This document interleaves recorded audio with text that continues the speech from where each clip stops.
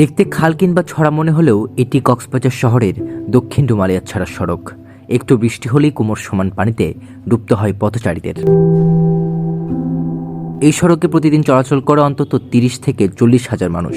স্কুলগামী শিক্ষার্থীদের ড্রেস ভিজিয়ে যেতে হয় ক্লাসে, কখনো যাওয়া হয় না। এমনই দুর্ভোগের কথা জানালেন শিক্ষার্থীরা। এছাড়া উন্নয়নের জোয়ারে দেশ এগুলেও এই সড়ক যেন এখনও পিছিয়ে আছে বছরের পর বছর। অভিযোগ এমনটাই। স্কুলে যাতায়াত করতে অনেক কষ্ট হচ্ছে, মানে প্রত্যেকদিন পানি উঠে যায়, হালকা বৃষ্টি পড়লে পানি উঠে যায়, পাহাড় থেকে পানি নামে এখানে উঠে যায়।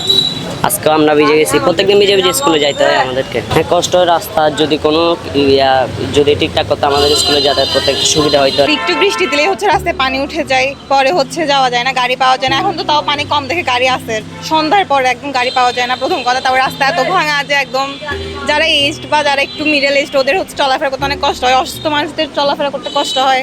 তারপর বৃষ্টি দিচ্ছে তাই পানির একটা সমস্যা, বৃষ্টি না দিলেও রাস্তা যে ভাঙা, ওটার জন্য প্রত্যেকদিনই যাতায়াতের সমস্যা এমনিতেই লেগেই আছে। ৫ বছর আগে পিটিআই স্কুলের বাউন্ডারি দিয়ে পানি চলাচলের পথ বন্ধ হলে এখন হালকা বৃষ্টিতেই দুর্ভোগ পোহাতে হয় এখানে।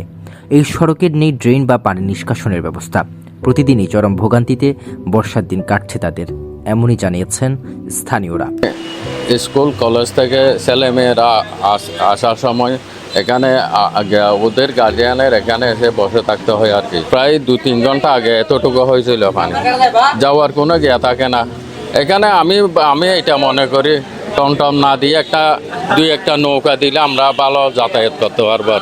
খুবই ভোগান্তি হচ্ছে, স্টুডেন্টরা প্রপার জমা হচ্ছে, যথাযথভাবে স্কুল কলেজ ভার্সিটিতে কোথাও যেতে পারছে না। আমি জোর দাবি জানাচ্ছি যাতে এই কাজগুলো যাতে দ্রুত সংস্কার করে। গাড়ি ঘোড়া নচলে, গাড়ি একদম যদি মানুষটা পার করাইলে ৩,০০০ থেকে ৪,৫০০ মোটর নষ্ট হয়ে যাবে। আর বহুত বই গিয়া করছে